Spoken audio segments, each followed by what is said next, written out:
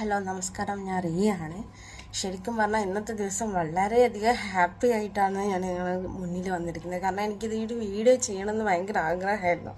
കാരണം 10 കൊല്ലത്തെ എന്താ പറയുക ധാർഷ്ട്യത്തിനും അതുപോലെ തന്നെ ധിക്കാരത്തിനും നമ്മുടെ കേരള ജനത ഇന്നൊരു മറുപടി കൊടുത്തിട്ടുണ്ട്. മറുപടി കൊടുത്തെന്നല്ല, നല്ല ചുട്ട മറുപടി തന്നെയാണ് കൊടുത്തത്. കാരണം അധികാരത്തിൽ വന്നു നമ്മുടെ പാർട്ടി, അതായത് VD സതീശൻ്റെ നേതൃത്വത്തിലുള്ള നമ്മുടെ പാർട്ടി ഇന്ന് അധികാരത്തിൽ വരും. കാരണം VD സതീശൻ എന്ന് പറയാൻ കാരണം ആൾ ഒരുപാട് എഫേർട്ട് എടുത്തിട്ടുണ്ട്. കാരണം എല്ലാ കള്ളങ്ങളും പുറത്തു കൊണ്ടുവരാനും അത് തെളിയിക്കാനും എല്ലാ കാര്യത്തിനും. അപ്പം എന്ന് പറഞ്ഞാൽ എനിക്കതല്ല ഏറ്റവും വലിയൊരു സർപ്രൈസ് ആയത്. ധർമ്മടത്ത് പിണറായി വിജയൻ 3ാമത്തെ റൗണ്ടിൽ പോലും പിന്നിൽ എന്ന് പറയുമ്പോൾ അതിൻ്റെ ഒരു റേഞ്ച് മനസ്സിലാക്കണം. എത്രത്തോളം അയാളെ ഒരു ഇമ്പാക്റ്റ് ജനങ്ങളിലേക്ക് എത്തി എന്നുള്ളൊരു എന്താ പറയുക ഒരു കാര്യം അത് നമ്മൾ മനസ്സിലാക്കേണ്ടതാണ്. അത്രത്തോളം ധാർഷ്ട്യം അയാൾ കാണിച്ചിട്ടുണ്ട്.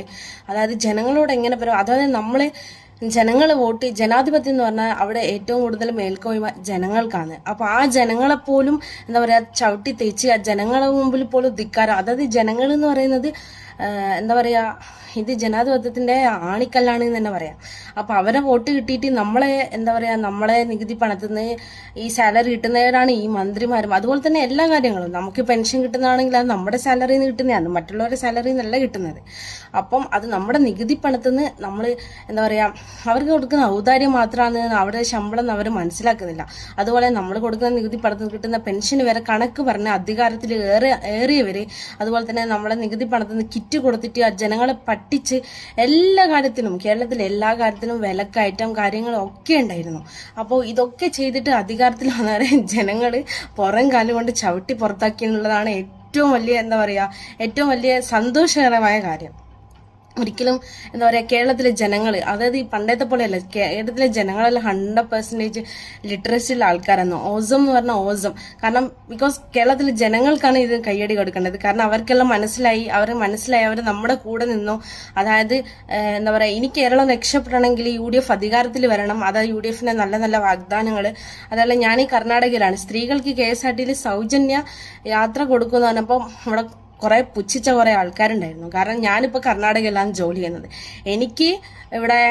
എനിക്ക് പോലും ഇവിടുത്തെ ആധാർ കാർഡ് കാണിച്ചാൽ നമുക്ക് ഫ്രീ ആയിട്ട് ബസ്സിൽ കയറാം. കാരണം നമുക്കിപ്പോൾ ജോലി ഉള്ളത് കൊണ്ട് നമുക്ക് അതിൻ്റെ അത്യാവശ്യമില്ല, പാവങ്ങൾക്ക് ഉപകരിക്കട്ടെ എന്ന് മേടിച്ചു ഞാൻ ഒരു ദിവസം കയറി നോക്കി. കാരണം നമുക്ക് ഇന്നെ സത്യാവസ്ഥ അറിയണമല്ലോ, അവരത് പ്രൊവൈഡ് ചെയ്യുന്നുണ്ടോ, കറക്റ്റായിട്ട് അവർ പ്രൊവൈഡ് ചെയ്യുന്നുണ്ട്.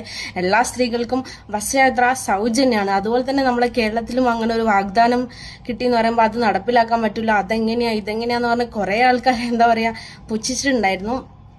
അപ്പൊ ഈ ഒരു പുച്ഛെല്ലാം ജനങ്ങൾ മനസ്സിലാക്കി. കാരണം ജനങ്ങളാണല്ലോ നമുക്ക് ഈ ആൾക്കാർ പറയുന്നില്ലല്ലോ വലുത്. നമുക്ക് ജനങ്ങളാണ്, ജനങ്ങളുടെ വോട്ടാണ്, ജനങ്ങളാണ് നമുക്ക് പ്രധാനം. ഈ ഒരു കാര്യത്തിൽ നമ്മളെ ജനങ്ങൾ 100% അവർക്ക് കയ്യടി കൊടുക്കേണ്ടതാണ്. കേരള ചരിത്രത്തിലെ ഏറ്റവും എന്താ പറയാ 10 വർഷത്തെ കാത്തിരിപ്പാണ് ഓരോ UDFന്റെ ഓരോ ചെറിയ പ്രവർത്തനം. കാരണം എനിക്ക് പേഴ്സണലി അഭിജിത്ത് ഏട്ടൻ, അതുപോലെ തന്നെ സൂരജേട്ടനൊക്കെ പറയുകയാണെങ്കിൽ എന്താ പറയുക അവരെനിക്ക് പേഴ്സണലായിട്ട് അറിയാം. അതായത് സൂരജേട്ടനെ ഞങ്ങളെ ഫസ്റ്റ് എൻ്റെ MHSൽ ഞാൻ ഇലക്ഷൻ നിന്നിട്ടുണ്ടായിരുന്നു.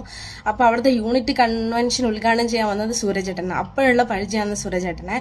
ആളൊരു നല്ലൊരാളാണ്. കാരണം അങ്ങനെ നമ്മളോട് ഈ സാധാരണ ഒരു ചെറിയ പ്രവർത്തനമായിട്ട് നമ്മളോട് ഇടയിൽ നിന്ന് തുടങ്ങിയ ഒരാൾ KSUവിൻ്റെ ഇത്രയും വലിയൊരു പൊസിഷനിൽ നിന്ന് എത്തി നിൽക്കുമ്പോൾ, അതായത് ഇപ്പം ജയിക്കുന്നതോ തോക്കുന്നതോ അവിടെ നിൽക്കട്ടെ, ഇത്ര ഒരു വലിയൊരു പൊസിഷനിൽ അവർക്ക് എത്താൻ പറ്റിയെന്നല്ല, അതൊക്കെ എന്താ പറയുക സത്യം പറഞ്ഞ ഒരു അഭിമാനമാണ്. അതുപോലെ അഭിജിത്ത് ഏട്ടൻ ഇതുപോലെ തന്നെയാണ്. സാധാരണ ഒരു പ്രവർത്തകനായിട്ട് നമ്മളുടെ KSUന്ന് തുടങ്ങിയതാണ്.